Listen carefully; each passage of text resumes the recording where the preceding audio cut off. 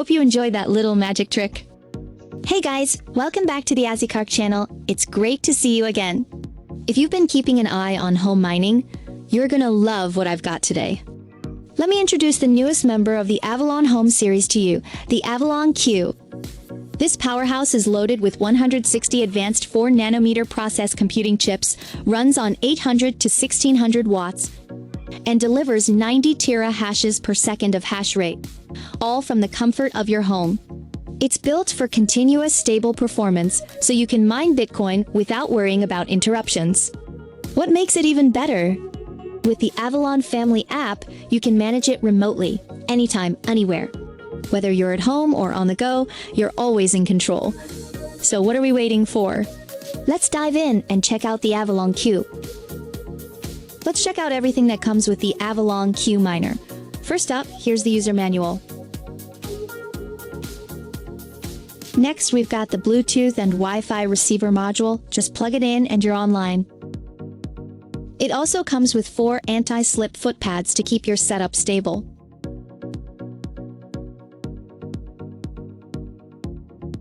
Here's the power cable. Let's take a look. It supports 16 amps at 250 volts, perfect for this machine's needs. And finally, at the bottom, there's a F2 pool mining card. Just scratch off the QR code, scan it, and you're ready to connect and start mining.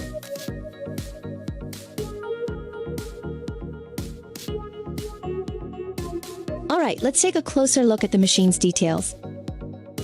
This is the largest model in the Avalon Home series, and I'm going to measure it for you. It's 13 centimeters wide, which is relatively slim.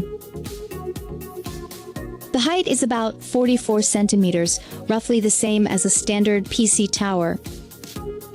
The length is around 45.5 centimeters, almost equal to the height. So from the side, it looks like a big square box. On the front, we've got the air inlet, and there's also a removable dust filter. Let me show you. It comes off easily, so if it gets dusty, you can just wash it. Super convenient. There are 2 fans here in the front to keep the machine cool and stable. The front panel design is really minimal and doesn't take up much space. This is the button to turn the screen on and off, not the power button for the machine. The machine's power button is at the back. The reset button, and in the center, a screen that displays the IP address and working status once the miner boots up. Personally, I think it would be even better if this screen was a little bigger. Here's the USB interface, and that's where we plug in the Wi-Fi receiver. If you prefer, you can also use a wired connection with the LAN port, totally your choice. Now, let's take a look at the back of the miner. Down here, you'll find 2 more fans, so there are 4 fans total for cooling. Even with that, the miner stays surprisingly quiet. There's the power switch, and right below is the power port. There's also a small label here. Let's take a closer look. This miner supports 110 to 240 volts, 50 or 60 hertz, and can draw up to 20 amps. That means it's pretty much globally compatible. Its maximum power consumption is 1800 watts. Yes, it draws power, but it performs. About the hash rate, when operating in high power mode, the miner delivers a hash rate of 90 terahashes per second, plus or minus 5%, with a maximum of 94.5. As for noise, it ranges from 45 to 65 decibels, as quiet as a fan or as loud as a conversation. So overall, this is a powerful performance-driven machine, perfect for users with stable power and space.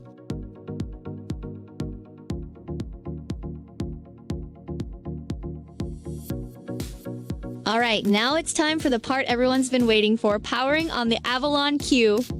First, plug in the power cord and connect the Wi-Fi module. Hit the power switch. Now, the indicator light is on, and the miner is starting up. Now let's connect the miner. If you've used the Nano 3 or Mini 3, this will feel very familiar. Open your Avalon family app, no registration needed. Just tap the Add New Device button at the top right, search for devices. Boom, there it is. Tap to connect. Now enter your Wi-Fi password, and remember, your phone and the miner must be on the same network for remote control to work. Awesome, we're in. The miner appears on the dashboard. Right now, the miner is in eco mode and showing 0 hash rate.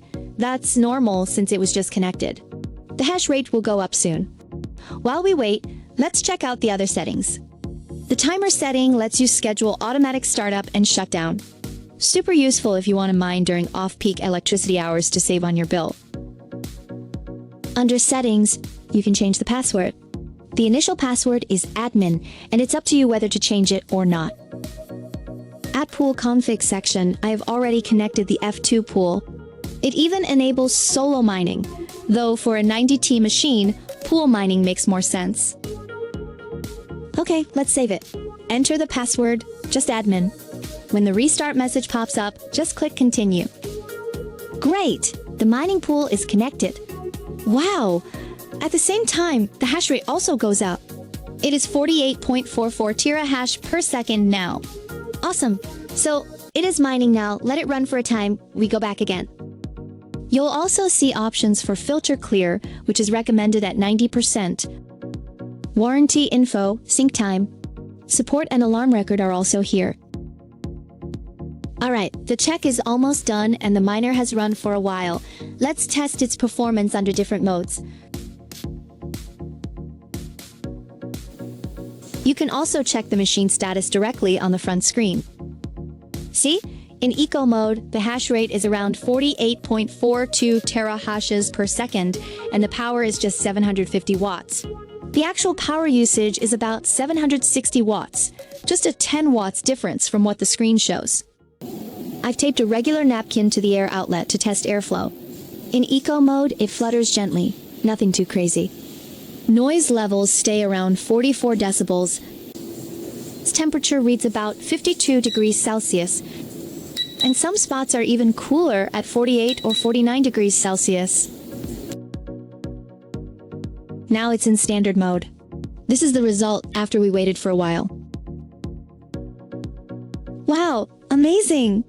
Hash rate climbs to 79.87 terahashes per second, and power jumps to 1352 watts. Actual power reads 1376 watts, about 24 watts off the display reading. The napkin's moving more aggressively, and noise hits around 48 decibels. Temperatures rise above 58 to 60 degrees Celsius, while the exterior remains stable around 40 degrees Celsius. Here is the super mode. Just like before, the hash rate of 93.19 terahash per second is the result after waiting for a bit. Hash rate peaks at a massive 93 terahashes per second, with power pulling 1679 watts. Power draw is 1700 watts, about a 20 watts difference from the app reading. Airflow is intense, the napkin's almost flying off. Noise goes up to around 53 decibels, and temperature rises above 60 degrees Celsius. I even had to step back from the airflow, it's like a mini heater. The surface temperature also rose to 41 to 42 degrees. We made a comparison chart for the 3 modes, check it out for quick reference. We use the app to connect the pool, but you can also use a PC, just make sure it's on the same Wi-Fi as the miner. Go to 192.168.8.101, log in with admin, and you're in. Now we're in the web dashboard. It's pretty simple, mostly for pool setup and system reboot. If typing on your phone is a hassle, just copy-paste your mining pool info here. You'll see live status like mode, power, hash rate, and reject rate. But switching modes still needs to be done in the app. Now let's switch over to F2 Pool to check real-time mining performance. In eco mode, the 15-minute average hash rate is 49.26 terahashes per second, and the 24-hour average is 14.46 terahashes per second. That's expected. It's only been running for 2 hours. So the average is still rising and will stabilize soon.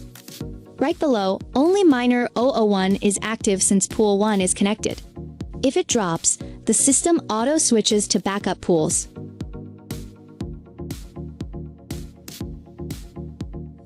The Avalon Q is a professional home mining machine. Whether you're a beginner, a professional player with limited space, or just want passive income, Avalon Q brings mining closer to you. It is smart, quiet, and compact.